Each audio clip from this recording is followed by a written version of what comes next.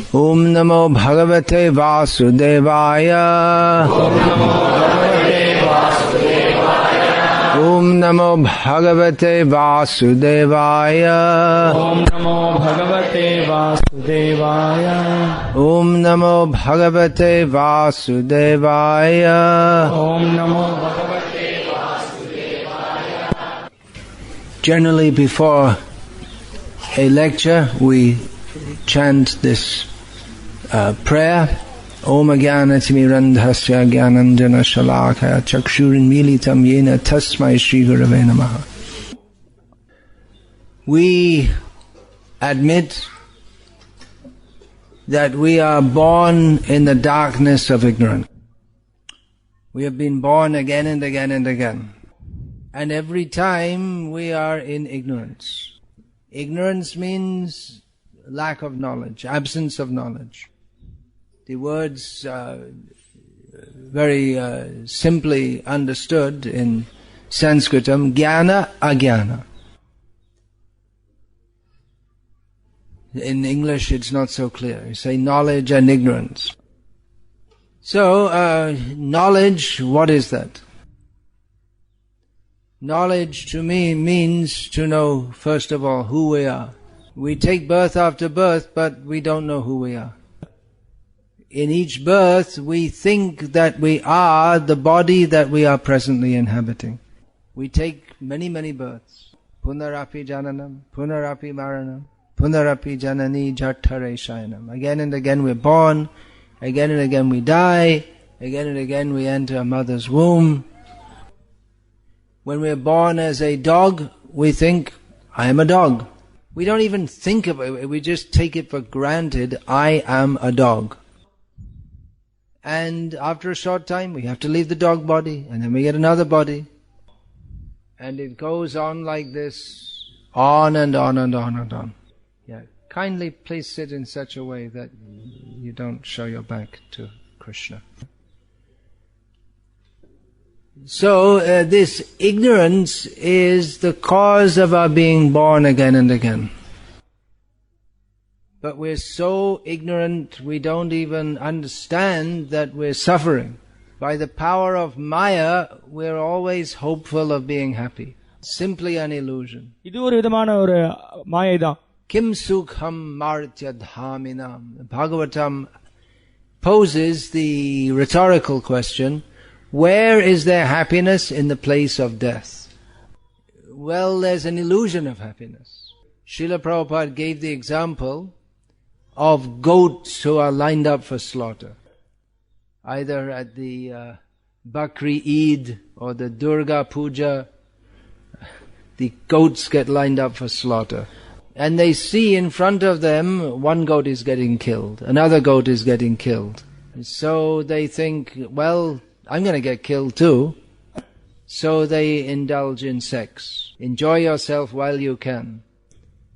So this illusion that we can be happy even though death faces us, yeah, it's an illusion. In human life we have sufficient intelligence to consider these points. But we're so dull-headed and stupid, we don't even think about it. We think that if I have a university degree as an engineer, then I'm very knowledgeable, very learned. But we don't think that I have to die and get born again and again and again and suffer again and again and again. So in this prayer, Ajnana-timirandhasya Jnananjana Shalakaya Chakshurinmilitam Yena Tasmai Shri Gurave Namaha is a prayer to the Guru who gives us knowledge. Here, knowledge does not mean engineering knowledge. That so-called knowledge is just another phase of ignorance. Knowledge means to know that which is in our actual self-interest. Self-interest means, first of all, we have to understand who we actually are, who is our self. So this knowledge is given by the gurus. We especially offer our respects to Srila Prabhupada, who took the trouble to give this knowledge to a world which wasn't actually interested in it. People are so stupid, they're not even interested to understand who they are. Like the goats, they're just interested in sense gratification.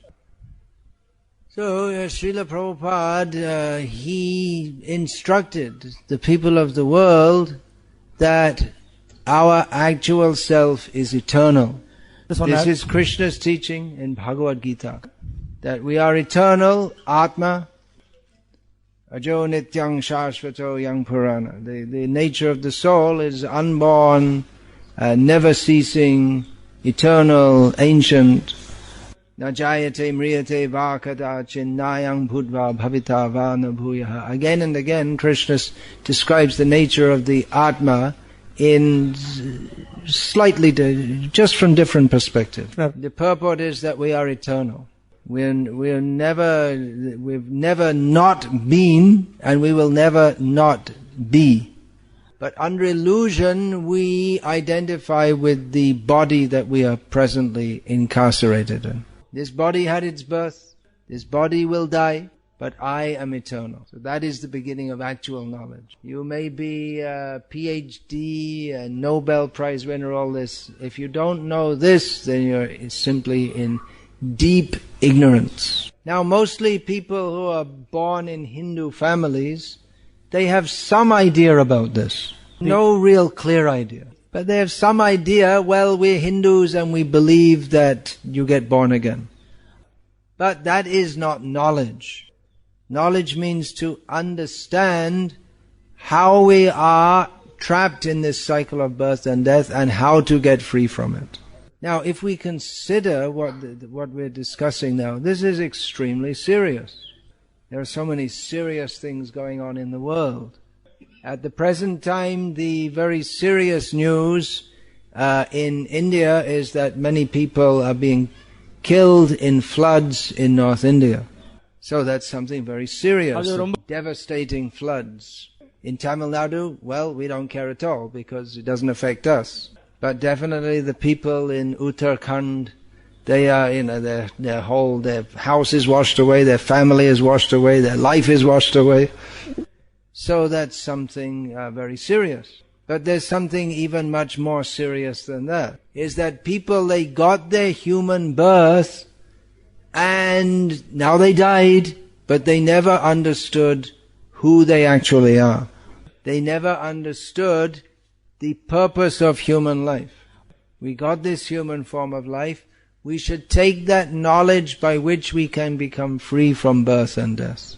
Without knowing that, we're simply living like goats and cats and dogs. We don't expect the goat or the cat or the dog to become spiritually advanced. But the human being, in this rare human form of life, the human being has sufficient intelligence to understand all these matters and to act in such a way that we don't have to get born again. We're in an extremely serious situation. If you happen to be in Uttarakhand in a village and you get the news that the flood water is coming and there's only within 10 minutes the whole place is going to be flooded and you have very little chance to escape, then you'll be, very afraid. Now we have to die. But we're all in that situation. Whether it's 10 minutes or 10 years or 50 years, we all have to die and leave this body. So at the time of death, it's too late to utilize our human life for acquiring that knowledge which we require to get free from birth. And now is the time to understand.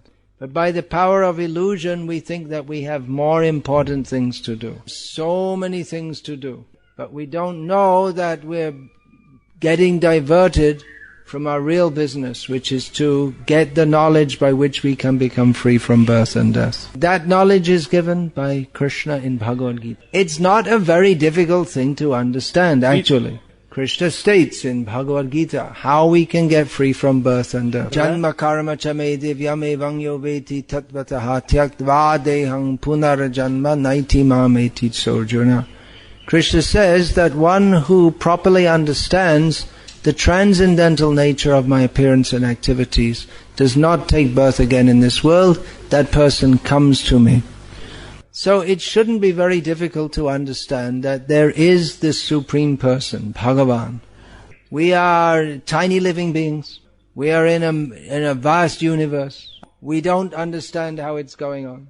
The scientists bluff us that they understand how it's going on, but they don't understand. We are tiny beings in a vast universe. We are controlled. We are not free. We don't want to die, but we are forced to die. So these are the laws of nature. The scientists, they study the laws of nature. But they don't know the subtle laws of nature. That for every action there is equal and opposite reaction. That takes place at the karmic platform also. So this is all going on under the direction of the Supreme Controller. It is not some mere chance, as Krishna tells us in Bhagavad Gita.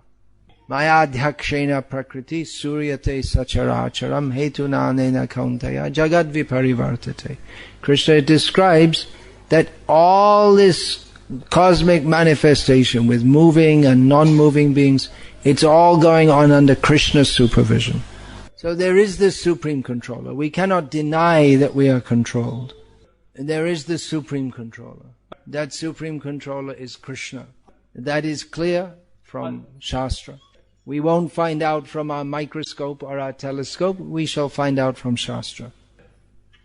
So, if we simply understand the transcendental nature of Krishna, then we are qualified to go to the transcendental world of Krishna.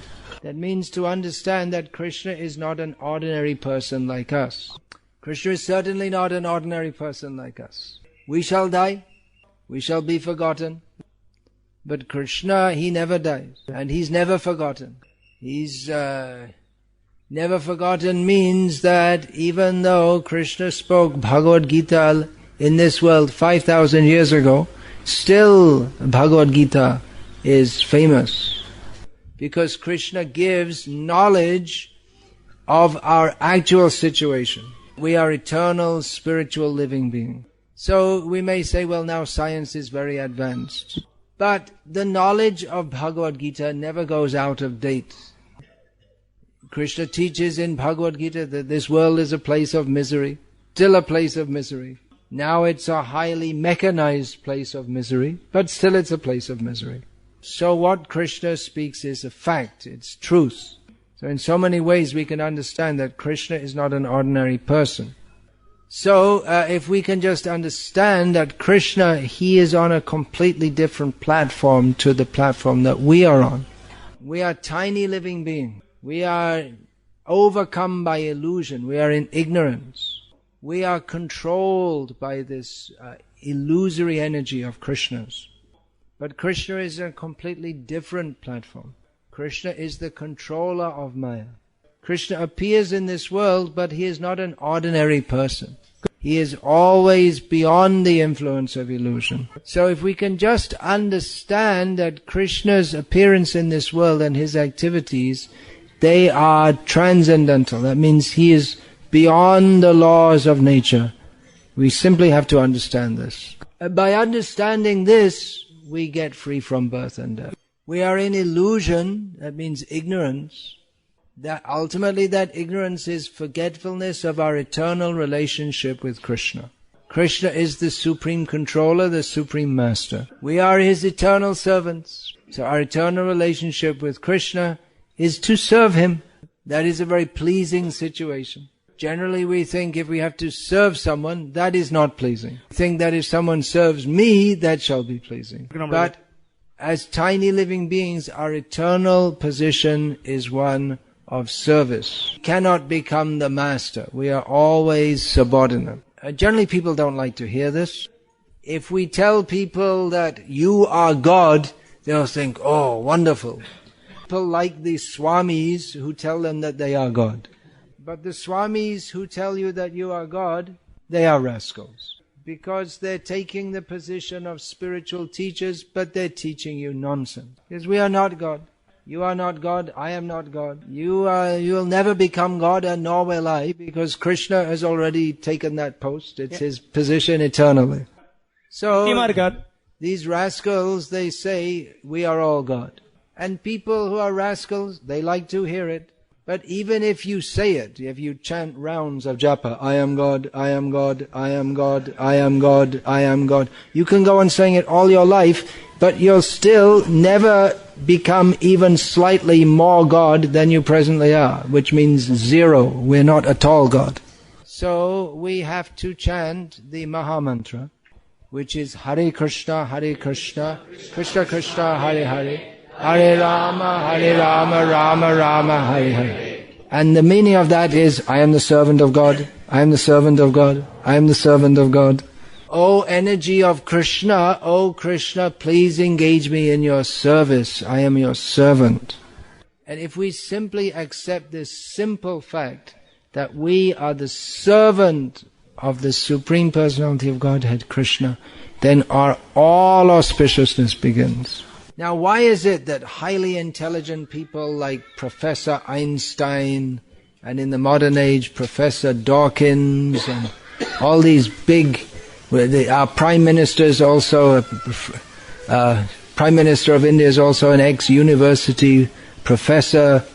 So why don't they understand and accept that we're all servants of Krishna?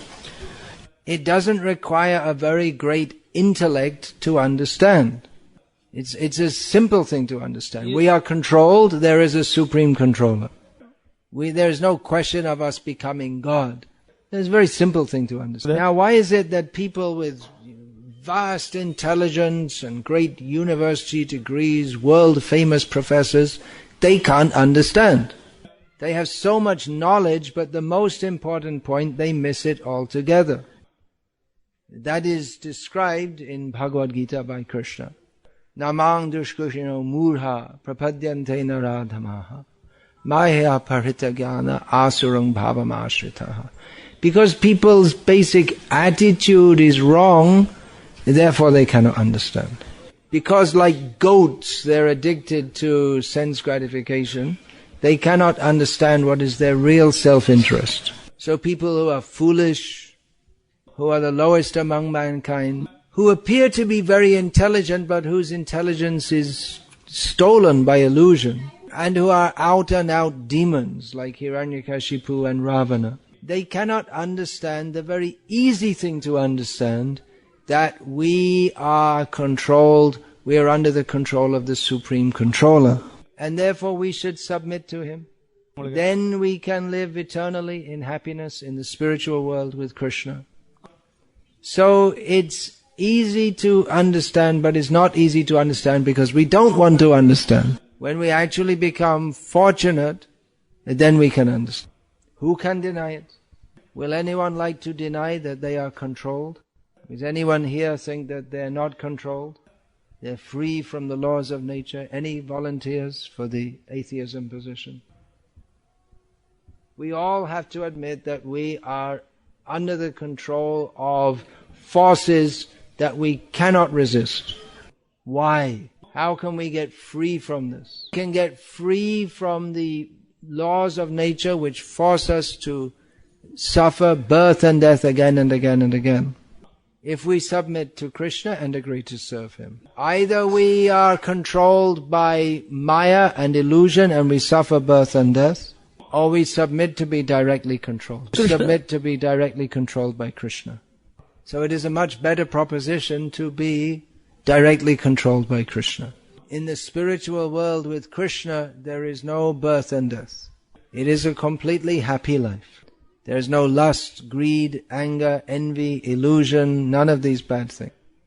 Everyone there is completely happy in the pure consciousness of loving Krishna. So Krishna is inviting us. He comes to this world.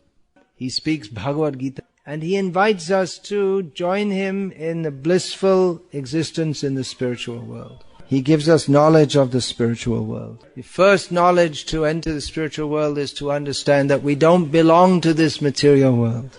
This body is temporary and full of miseries. Life in this world means going from one temporary miserable situation to another. But we are meant for bliss. We are meant for nectar, amrita. So this knowledge is given by Krishna in Bhagavad Gita. So this Krishna conscious movement is going on by teaching what Krishna taught in Bhagavad Gita, and by chanting the Hare Krishna mantra, which will purify the consciousness of those who partake in this chanting of Hare Krishna. So there are many other activities also. Worshipping the deity, taking Krishna prasad. These are all activities of Krishna Bhakti. Krishna Bhakti, that means that we accept our position in loving service to Krishna. All else is ignorance. We can be a PhD ignorant. We can be Krawpati ignorant. We can be Prime Minister ignorant. Or cat, dog, all ignorance. This world is the world of ignorance. Krishna kindly comes to this world and speaks Bhagavad Gita. Take us out of ignorance and invite us to our eternal happy life. And the great acharyas, they introduced this knowledge of Bhagavad Gita in the world.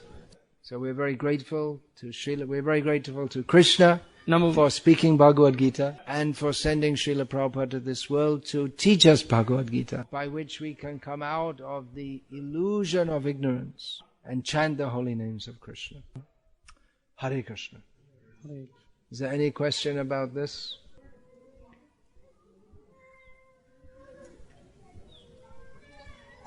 No sandeham. No. Okay, that's good. Everyone's completely convinced.